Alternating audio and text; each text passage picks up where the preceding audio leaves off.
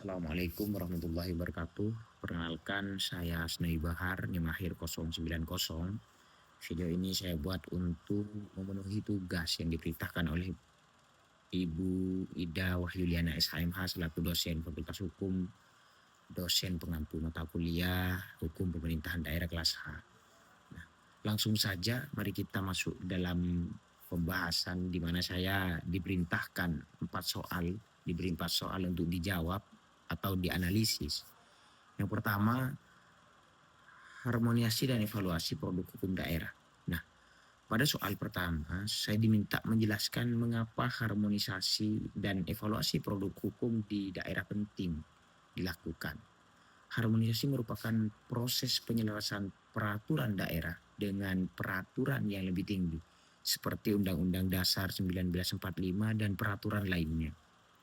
Sedangkan evaluasi merupakan proses penilaian terhadap produk hukum daerah untuk memastikan bahwa aturan tersebut sesuai dengan kepentingan umum dan kebutuhan masyarakat.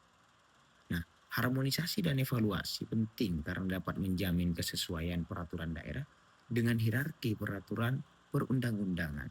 Selain itu, proses ini juga mencegah konflik norma, memberikan kepastian hukum kepada masyarakat, serta mencegah penyalahgunaan kewenangan oleh pemerintah daerah.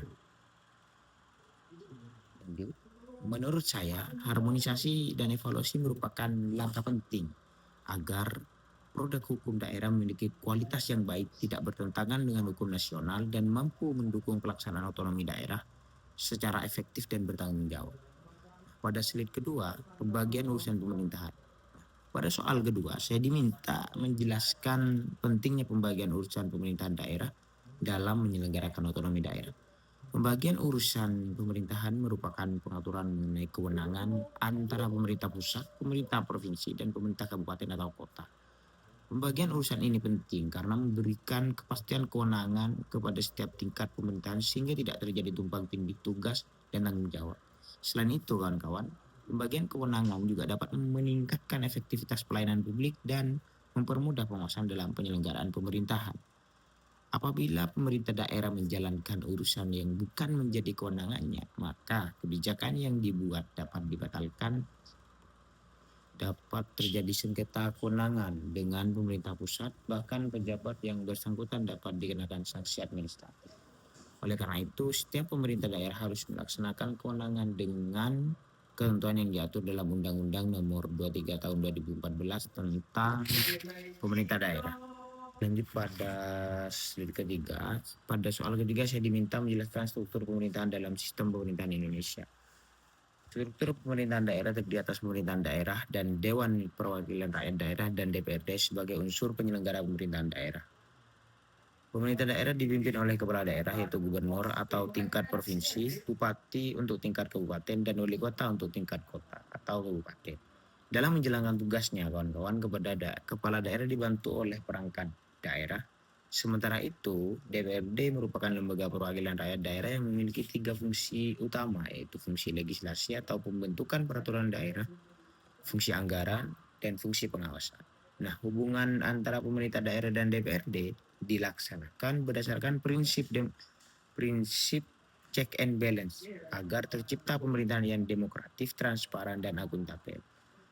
Menurut saya, struktur pemerintahan daerah dibentuk untuk mendapatkan pelayanan kepada masyarakat dan meningkatkan efektivitas pelaksanaan otonomi daerah.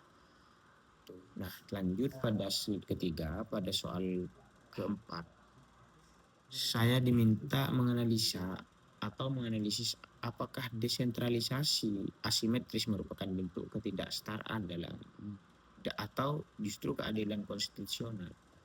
Desentralisasi asimetris adalah pemberian kewenangan khusus kepada daerah tertentu karena memiliki karakteristik secara budaya atau kondisional politik yang berbeda dengan daerah lainnya. Contoh, daerah yang menerapkan desentralisasi asimetris adalah daerah istimewa Yogyakarta dan Aceh dan Papua. Itu salah satu contoh yang memang daerah menyelenggarakan desentralisasi asimetris. Nah, menurut saya desentralisasi asimetris bukan merupakan bentuk ketidaksetaraan antar daerah, melainkan bentuk keadilan konstitusional. Hal ini karena setiap daerah memiliki kebutuhan dan karakteristik yang berbeda sehingga memerlukan perlakuan yang berbeda pula untuk mencapai tujuan yang sama, yaitu kesejahteraan masyarakat dan persatuan nasional. Dengan adanya kewenangan khusus tersebut, negara dapat mengakomodasi keberagaman daerah sekaligus memperkuat integrasi nasional dalam bingkai NKRI atau Negara Kesatuan Republik Indonesia. Nah, lanjut pada kesimpulan. Kesimpulan yang saya paparkan terkait soal-soal yang telah diperintahkan oleh Bu Ida itu berdasarkan pembahasan yang telah saya sampaikan dan disimpulkan bahwa pemerintah daerah merupakan pelaksana otonomi daerah dalam Negara Kesatuan Republik Indonesia. Keberhasilan penyelenggaraan pemerintah daerah dipengaruhi oleh harmonisasi produk hukum daerah, pembagian kewenangan yang jelas, struktur pemerintahan yang efektif, serta penerapan desentralisasi yang memperhatikan karakteristik masing-masing daerah. Nah, dengan demikian, pemerintah daerah harus menjalankan kewenangannya sesuai dengan peraturan perundang-undangan agar dapat mewujudkan pemerintahan yang demokratis, transparansi, dan berorientasi pada kesejahteraan masyarakat. Nah, mungkin itu yang bisa saya sampaikan terkait 4 soal tersebut. Kurang lebihnya mohon maaf. Wassalamualaikum warahmatullahi wabarakatuh.